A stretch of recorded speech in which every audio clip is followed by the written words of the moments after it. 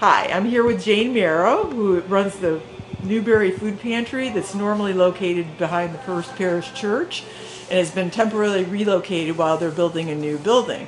Do you want to tell us a little bit about that? Sure, we started in the library of the church exactly 6 years ago, and just had one guest come the first time we were open, and now we are serving well over 300 guests every week.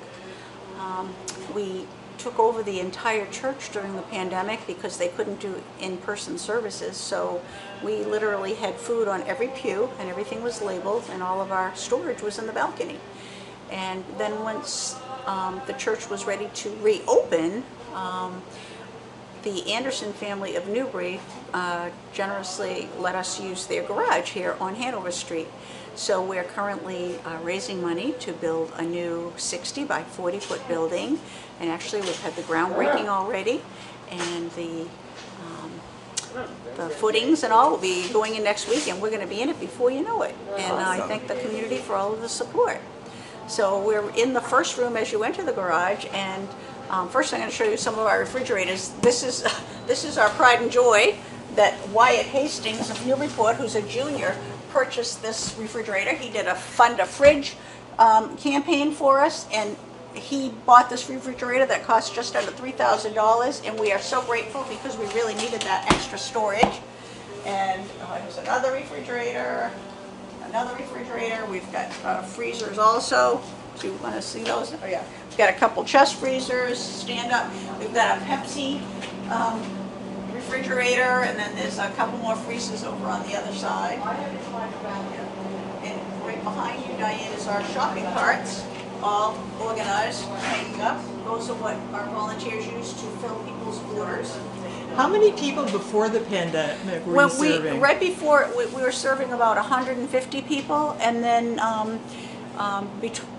March 12th, I believe, was the day, or March 11th, when the pandemic officially started, and immediately we were up to 300 people. Through the summer, it waned a little bit, and we were down down quite a bit, and then there has been a resurgence since October, and every week we're getting at least 2 to 3 more families that are coming, and we're the week before Thanksgiving we served 377 individuals, and that was putting food into 192 different households. Wow. And I'm very proud to say that we are 100% volunteer, that no one gets paid here, and when the pandemic started, we had a small delivery service that we might have delivered maybe 8 to 8 different households. And once the pandemic hit, the Council on Aging buses that used to pick people up in Newburyport and bring them to our pantry could no longer run. So all of a sudden we went into full gear, and a wonderful delivery service was developed. And we now deliver to over 100 households every single week. We have, everybody orders what they want. We don't do pre-packed boxes. We've tried that, and then we found that donation boxes different places, our products were ending up there, that people didn't want them. They were either throwing them away. So we hate to waste food. So we do a selective menu, and it's people order online. And if they're not comfortable using the computer, which I sometimes have difficulty with myself, we have 17 volunteers that call, and they call about 115 to 120 people every single week. They call the same people because they develop a rapport with those people. And we have between 200 and 300 items every week that are available, and those change week to week. So they update that. So we're going to walk into the grocery room over here. So I understand before the pandemic, the shoppers would actually come in and walk with one of the volunteers to pick things out. Now it's all predetermined, and yes, because it's just not safe. And right now we're in a smaller area too. When we were at the church, we could have 13 shoppers at a time shopping around the whole church, and here we can only have 6. It's all because of space, and we do mask the whole time. So they fill the order. Sometimes we'll have to use a couple carts, but we look forward to the time when people can choose their own bananas and carrots and apples and the things that they want. But I think we do a pretty good job of getting people what they want from our order. So this is where it all begins? Yep, this is where it begins. Yep, and we've got all sorts of juices. We have a nice selection, coffees and teas. We've got canned fruits and vegetables. And on the other side, you're going to see coolers.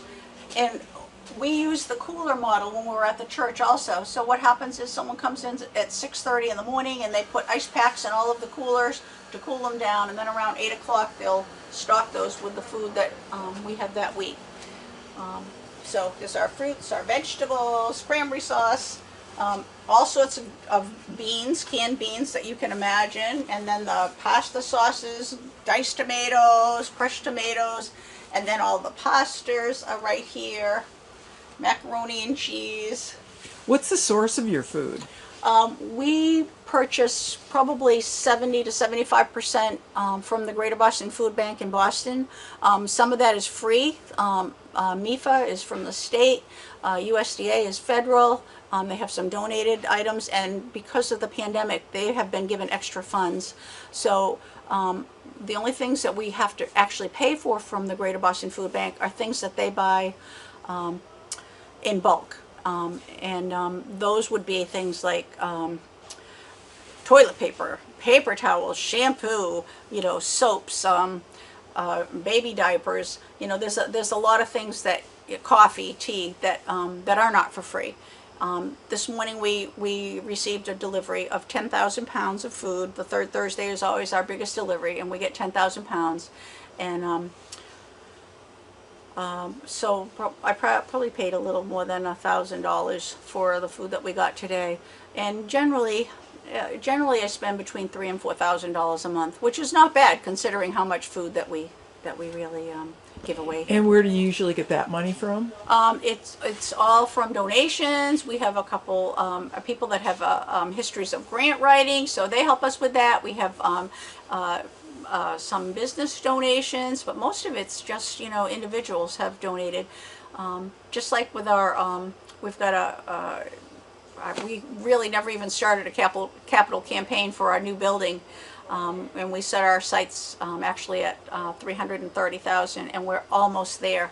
As a matter of fact, we've ordered the building and are well underway. And it's, Institution for Savings was very generous. I hate to even mention names because there are so many people and groups that have really helped us an awful lot. That it's a wonderful community.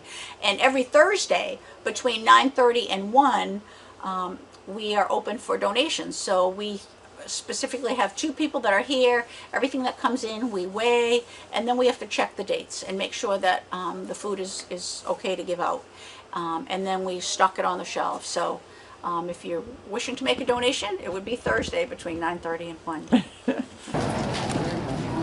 We're back at the food bank on Friday, watching them in action, putting out all the produce here, and we will be going on a tour shortly with one of the volunteers.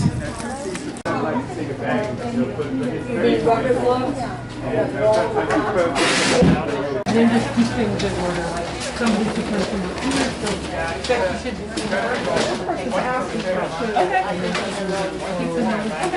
We're back on Friday showing the ballet in action of them getting ready to put bags together and feed people.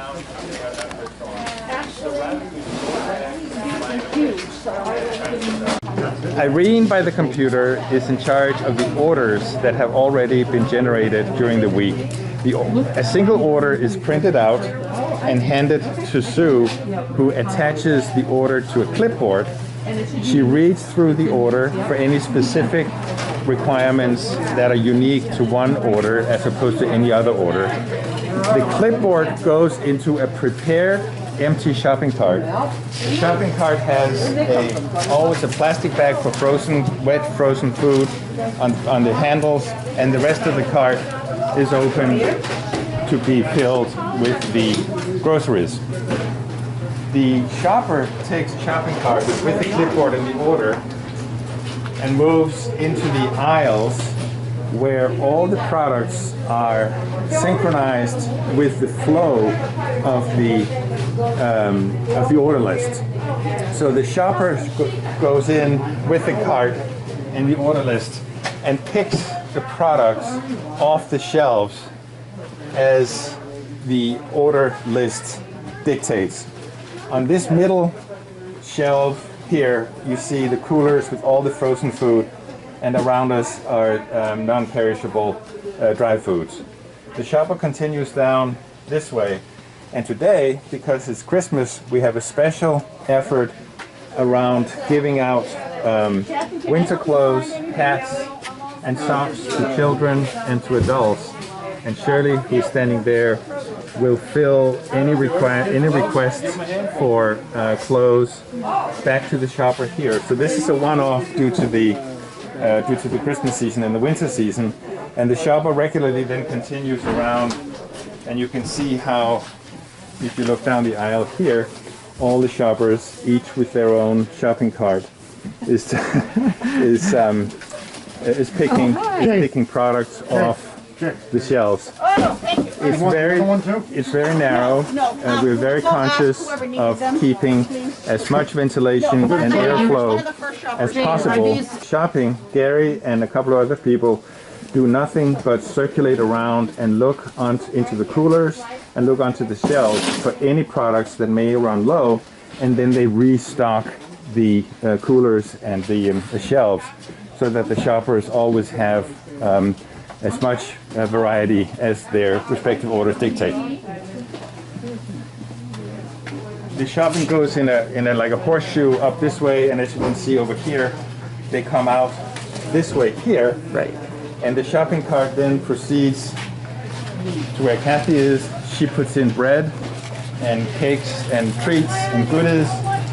And when she gets, you see her here, when she gets to the point where she finishes up the required goodies and cakes and bread, she turns the cart over to the produce people. And the produce section is beyond the bread racks here. Okay? Sorry. The shopper will then turn left through that passageway. Her job is now done, and she will pick up a new empty cart and restart the loop of shopping. Meanwhile, the produce people take the full cart that the shopper abandoned and pull forward into the selection of fruits and vegetables and produce that we have. The produce managers pull the carts forward and load into the carts the required produce and vegetables and fruit, and then at the end of this aisle, they pull it across. Yeah, I'm trying to figure out how to get all of this. And through this passageway here, where they abandon the cart, and the cart will be then picked up by the baggers, and we have two teams, each of two baggers. Each team has a table, and they offload all the products out of the cart onto the tables, and then they start to bag into plastic bags and paper bags, each order as it comes out of the cart. Once the bagger starts a new cart, she reports to the expediter, who's over here, that's Kelly in the blue coat, and tells Kelly what the name of the customer is. Kelly then finds the name on the shopping list, pulls out a stack of tags with that person's name on them, and the baggers, when they bag the products, they staple on a tag with that person's name to each bag.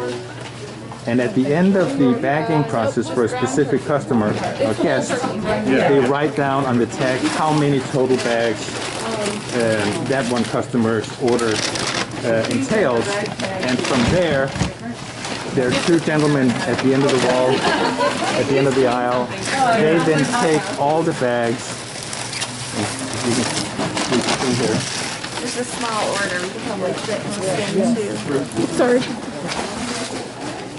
The loaders will then take the finalized order with all the bags and carry it through out this way. And they will stage the bags on racks here, waiting for the drivers to arrive. You have two SUVs here that are drivers. Here's the loader. He will then load the bags into a car, an SUV, and once the SUV is full, the driver will get the list of all the clients that are loaded into her car and will drive out to her destination, where she will drop off all the bags that belong to that destination. She will turn around and come back and do it again. How many drivers are there to? We stage them throughout the morning.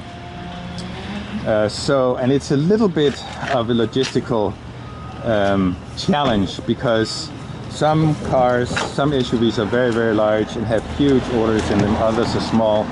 So some drivers come back sooner, other drivers do not come back as quickly as we expect. So we have typically a team of 4 SUVs throughout the morning who are either out in the field to deliver or waiting to be loaded here. So somewhere between 3 and 4.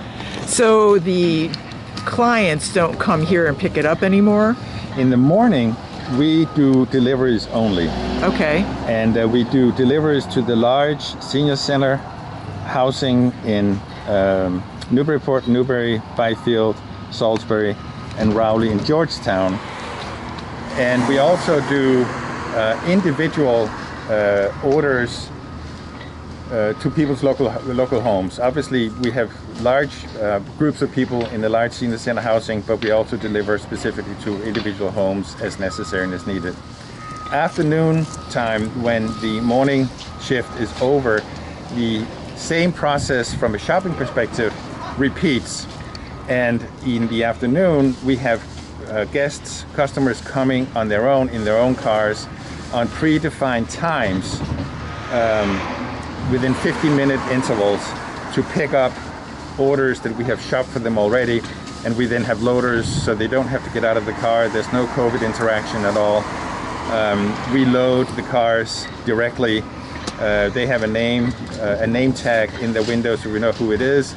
Same thing with the staging. We have the finalized order staged and ready to be loaded when the driver shows up. We load the car, the driver takes off, and the next one shows up in 15-minute intervals. Now, at some pantries, people have to show some sort of proof of their, finances, etc. How does that work here? That's very important. A very important policy for us. We offer complete anonymity to people. They don't even need to tell us their address if they want to come pick up on their own. Obviously, if we deliver in the morning, we do need the address, but there's no requirement of personal identification, no requirement for address identification or any other personal information that you can think of. You can go onto our website, you can order on your own, or you can request. We make a phone call to you, and we will take your order by walking you through the available shopping list any given week. No questions asked, no judgment, no requirements. Anybody can come in, and we're happy to help. And we truly are neighbors helping neighbors, and open to any help we can give. That's awesome. Thank you so much for your all your work and your efforts, and for taking the time to walk through this. Is there anything else that you can think of that you might want to add here? All I can say is that this entire operation is a weekly operation. We only shop and deliver on Fridays. But from Friday night, end of day, until the next Friday morning a week later, up to 80 people during the week, in one way or the other, touches the preparation from end of day to the beginning of the next Friday. There's a lot of functions and tasks that go on behind the scenes during the week. The fact that we actually make phone calls out directly to our guests if they wish and if they prefer, or if they're not computer literate, is not only obviously a service to help them get groceries, but it's often also a very important contact time for our guests. They know that they will get a call, and over time the callers develop personal relationships with many of the guests, and the guests look forward to the call, and we end up having conversations that sometimes go beyond just ordering food. Jane did mention that it was sort of like a wellness check for some people, and it was their only contact with people. So it's like your social workers too. Yes, often that is correct, that many of our guests are single and lonely and look forward to the interaction. And as they gain a relationship and a trust with the caller, we do end up actually talking about many other things than just taking an order for groceries. So that's a very important additional service that we offer. Now, if someone wanted to volunteer, would they just go online and say, I'd like to help in some way, whether it's driving or packing or whatever? They either go to our Facebook page or they go to our website, or a lot of the volunteers are word of mouth. We are regular people. We are all volunteers. We don't have any paid staff.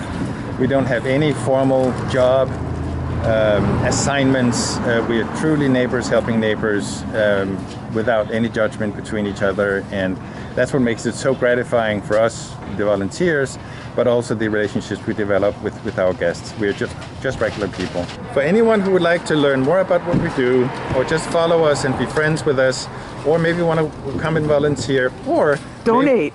Certainly donate. Yes. That's a good point. Donate food, volunteer, or maybe become a guest of ours. Go to the website, which is newburyfoodpantry.org, or email info@newburyfoodpantry.org. I'm glad you mentioned the donations. We receive hundreds, if not thousands, of pounds of donated groceries every week. Every Thursday from 9:30 to 1:30. Here at this facility, we're open and we're waiting for incoming donations. People can stop by and drop off whatever they want, and it's an amazing amount of food that we get from donations. All right. We also conduct food drives in the local community in Newburyport and Newbury, and those are typically not advertised, but mentioned in the daily news, the local paper, or of course it's on the social media, Instagram. I forgot that, Instagram, Facebook, and the website. And I'm sure money donations are welcome too. Yes, cash is always welcome. Cash is king. And donations can be made. Cash donations can be made by check directly to the address you see here. Right. And I know in the past that people have donated cards from grocery stores that they actually have handed out to people as well. Does that still happen? This fall, both prior to Thanksgiving and now prior to Christmas, we are receiving large numbers of gift cards, grocery gift cards to the local supermarkets.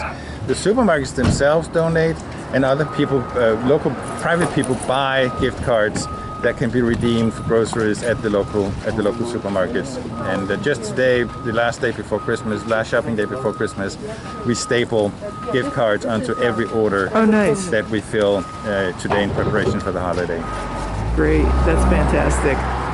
Thank you again so much. And is there any parting words? No, thank you for your interest, and we're just happy that people are as supportive as they are. It's an amazing community. It's really fantastic, and that's what drives us. That's what makes it gratifying for us, the support we receive from everybody in the local community. Thank you so much, and Merry Christmas. Merry Christmas to you too. Take care.